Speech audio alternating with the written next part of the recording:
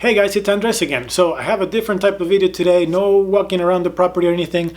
I'm at our main house and I'm currently working on flipping the master bathroom. I can show you maybe later a little bit about that. But today I want to go over our worst and best month that we've had so far. Basically, we've been in business for 1 year, and so we're going to go over our worst month when we only had one property, and our best month, which was when we had just opened Glam sites number 4 and number 5. So this right here would be Airbnb number 6.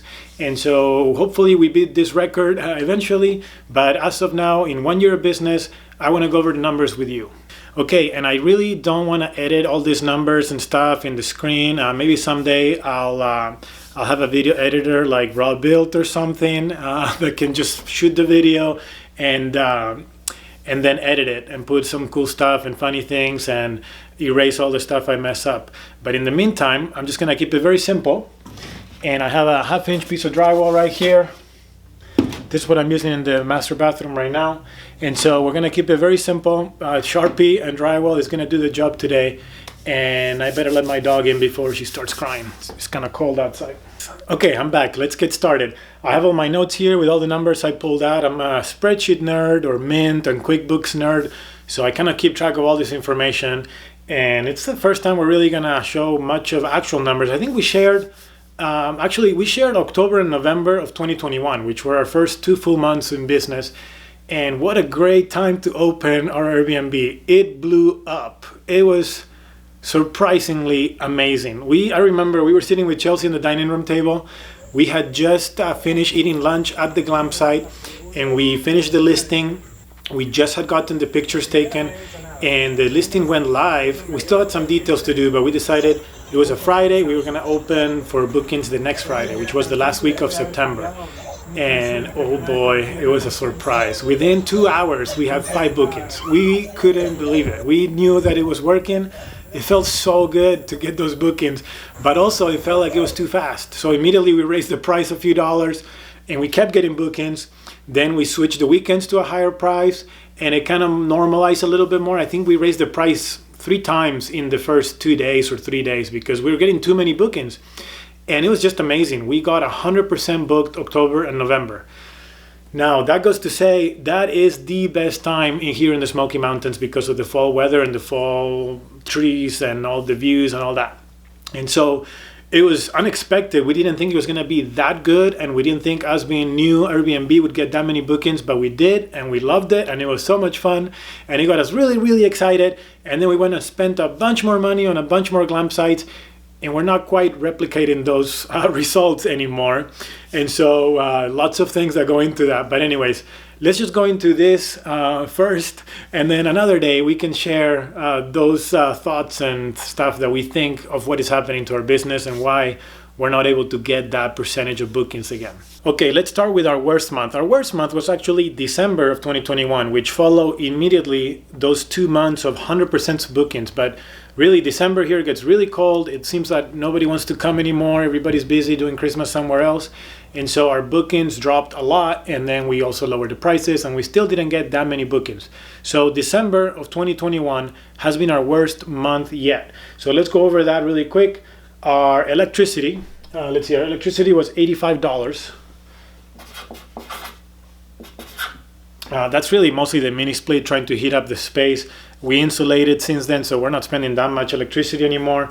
Our internet at the time was super cheap because we had just locked in a new contract. So really the portion of internet that we could access to the tiny home or the Glam site was only $10. So very, very inexpensive, and it was pretty good internet. December was also the first month that we tried to hire a cleaner. And we only spent $60 in cleaning fees in December. And that's because the cleaner didn't work out. After one cleaning, it was not a good match, so we had to let her go. So cleanings, we only spent $60. Chelsea did all of the other cleanings. Okay, then we had a miscellaneous expense in December. We bought lunch for one of the guests because there was a mice that got into the tiny home and ate through some of the snacks, and so they were super cool about it. They didn't really care, but we decided to buy them lunch, so we gave them a $30 refund, or maybe we just sent them $30 on Venmo, something like that. Okay, and then as far as software, that's we didn't have any software at the time. We were kind of just running everything just through Airbnb and VRBO and keeping it simple, so no expenses there. Then our income, our bookings, it was pretty much yeah, this always happens. Airbnb is pretty much 90% of our bookings. So we got 11 bookings from Airbnb, 1 booking from VRBO. The total for all those bookings was $29.41. So I'm just gonna add those up together. $29.41. We didn't get any direct bookings. That was not something in our radar at the time. We were just trying to get started, and so nothing there at the time.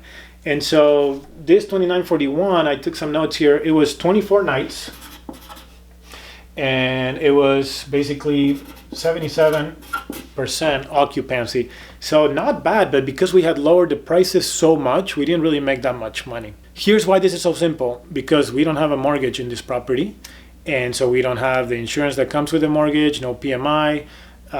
So this obviously is going to look very different, but in your case, you can just easily plug in any mortgage number that you have already, or you can put anywhere from $1,000 to $2,000 depending on what you're looking to buy. With today's interest rates, you can see what a mortgage payment would be like, and that can help you out. But I mean, that's a pretty big number to pay a mortgage, so that buys you quite a bit of land or quite a nice house in most places, even with today's interest rates going up and all that. And so basically our total right now came out to $27.56. So very, very simple, very straightforward, which is really nice to run a business like this in this form. Obviously, I would love if we would have been able to apply for a mortgage. At the time, none of us had a W-2 income. We couldn't get a mortgage, so we had to go in all cash, unfortunately. But it would be awesome to have a payment, because the payment at the time on this would probably be like low 1,000s. And so I would love to pay 3 to 4% of the time on a loan that our guests can be paying for. That would be really, really cool. It would have been a great house hack. Unfortunately, that's not how it played out. Doesn't mean that it can change on the future, but at the moment, this is what we have. So very, very simple. And making $2,700 on our worst month, it's actually pretty good, being that it was just one single glamp site.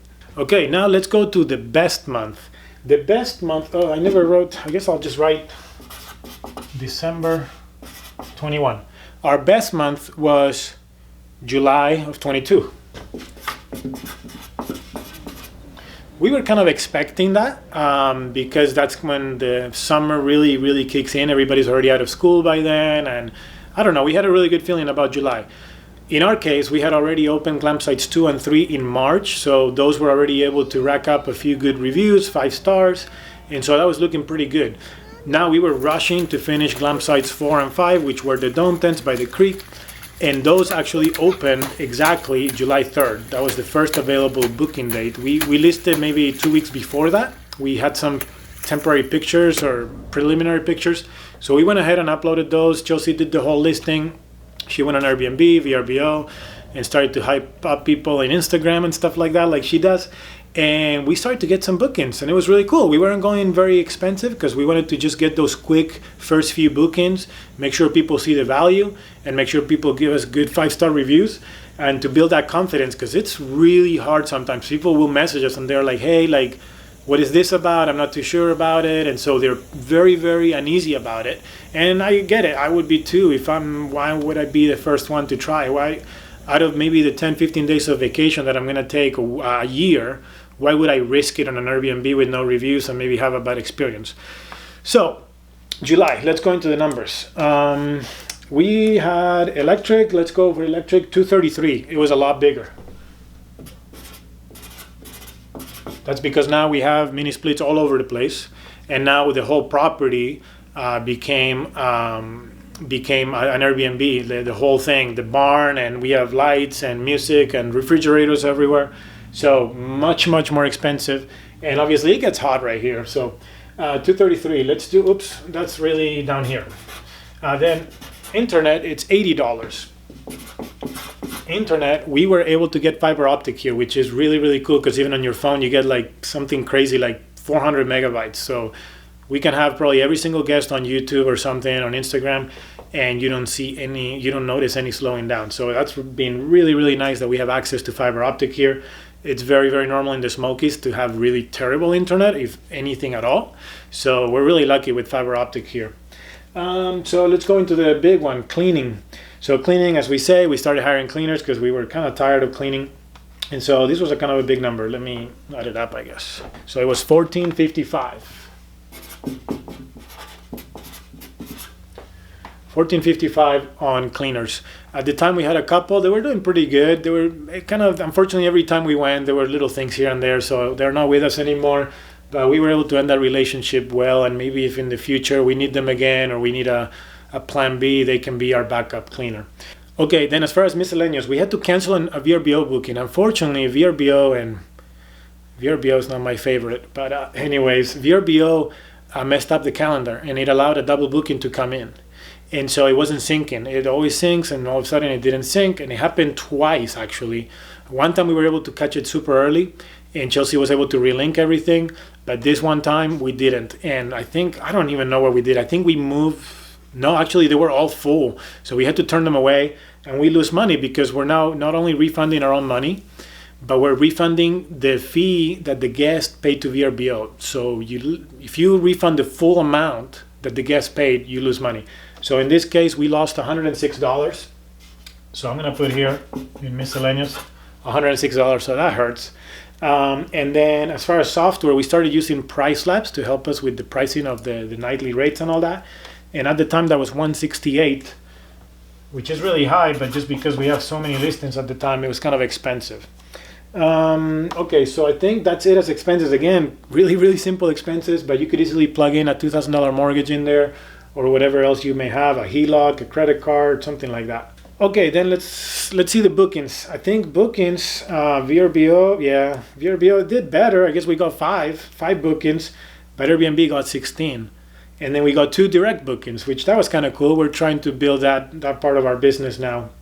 Eventually we'll have a full-blown website that can hopefully get most of our bookings direct, and we can save people money on the fees. We can also make more money on the fees, and we can kind of move away from having so much dependency on Airbnb and VRBO. So let's see, VRBO was $13.56. Airbnb bookings was $54.88. And the direct bookings, if I add those up together, well, direct was $7.39. I think that's it as far as income. Oh no, we made $600 also direct in a way, because we started renting Black Barn, Glamping number 3. We started renting it to a couple friends of ours at the time, and so we decided it was going to be $1,200 a month. And at the time they gave us a $600 check because they moved in kind of middle of July. So that was kind of cool. Okay, so the total for all of that income is $81.83. Okay, so $81.83, that's a pretty nice number right there. So let me do the total for the expenses. That was $2,042. And so our final number here at the bottom is going to be $6,141. Now let me give you a little bit more information right here on these bookings. What did we do? So we had 10 nights from VRBO, 5 nights from Direct, 42 nights from Airbnb. That was 51 occupancy. 51% occupancy. And pretty much the price per night came at $130 per night. And then I should do this math really quick. 122 per night. So I think part of the big difference here is that our nightly rate was more, but because we started renting out the tents, that number went down quite a bit. Because I remember last December we dropped the price a lot.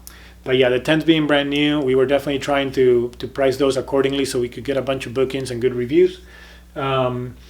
And so I guess the final insight on this is our numbers are going to fluctuate a lot because it's very, very seasonal type of tourism. And it really stinks to only be at 51%. Obviously, our idea would be to be much, much higher. That means we had a bunch of potential right there to go make a lot more money. Even if we would have been our occupancy from December at 77, that would have increased this by another 3,000 or so. And then over time, as the tents get better, You can charge more, and now we have more reviews, and we feel better with a higher price point. At the same time, the tents are going to come down in the winter, so we're going to lose those 2 units. We're only going to have 3 units, plus eventually this house right here. So things are constantly changing, but at least I want to give you guys an idea of where we're at with our business, so you can get an idea of what maybe you can expect with whatever you have. And it'll be really easy to just look at this maybe number per night, and you can kind of compare it to what you want to do. Now, think this number includes the cleaning fee that the guest is paying. I'm just bundling all that up into the Airbnb the fee that Airbnb and VRBO sends to us. It includes cleaning fees, which always we pass along to the cleaners. And in this case, it was only $60 at the time. So you can see there's a lot of money to be made if you really, really like cleaning. But for the most part, I think people that are watching this video are maybe looking to do DIY at first, but eventually try to make it a little more passive, and you will have this big expense right here at the top. Another big thing I want to mention, we don't have anything as far as water or sewer expenses because we are on our own septic system and our own well. Now that needs to be looked at more as like a capital expense, something that maybe every month you start putting a little money away, because things could go wrong with that, and it could get really, really expensive to fix a well or do something with your septic system, or at least maybe just empty out your septic every once in a while, because people are going to be most likely abusing it. Even though we put the signs, do not throw all that stuff into the toilet, people are probably still doing it, and so we're probably going to have to service the septic system a little more often, and we have 2 of them now, so that's going to get a little more expensive. But again, those are little things that you can just add up into your situation and see where you're at, what you need to do for that. Overall, everybody's going to have a different risk aspect, and we have an emergency fund set aside completely away from this. But maybe if you don't have that emergency fund, you should be maybe adding up a line item of expenses, and maybe for the first year or whatever, you throw $500 a month into that capital reserve fund. So when things go wrong, meaning a roof, air conditioner, things like that, you have the money set aside already to help you, and you don't have to go immediately and get it on a credit card, or even worse, you can't even fix it at all. So that's something big to think about. We treat it as our emergency fund. It's there, and so whenever we need it, we can go for it. Now, big difference that maybe a lot of you are not going to have is I do all the work. I'm very familiar now with all the property. I know where all the pipes are, all the cables and everything. And I try to build everything with the idea that I don't ever want to fix it again. So I kind of went overkill in a lot of the stuff. And so I made sure that electrical circuits were not going to trip, that water heaters were not going to freeze, that the pipes were not going to freeze, that the wood little things wouldn't get loose. So I put screws, nails, and all that type of stuff. So I really tried to bulletproof the property as much as possible as we built it. And not only everything is fairly new, so I don't expect the mini split to break, but at the same time, I kind of went overkill with the idea that I don't want this to become a total nightmare and a total headache to maintain. And at the same time, if I do have to go fix it, I do have the tools and the knowledge. And so it's going to look very, very different if you have to call a plumber and an electrician every time something goes wrong, because you're easily looking at $200, $300 to $1,000 per visit of one of those professionals. So something to keep in mind, just make sure you're doing this with that emergency fund set aside so you don't get yourself in trouble. But anyways, these are the numbers. I hope you like what I gave to you today. And if this was helpful to you, I would really appreciate the like button, and leave us a comment. We love to get back to those. And hopefully we break a record this fall. It would be really nice if October and November absolutely kill this number and we can make a little bit more money. But until then, I'll see you later, guys.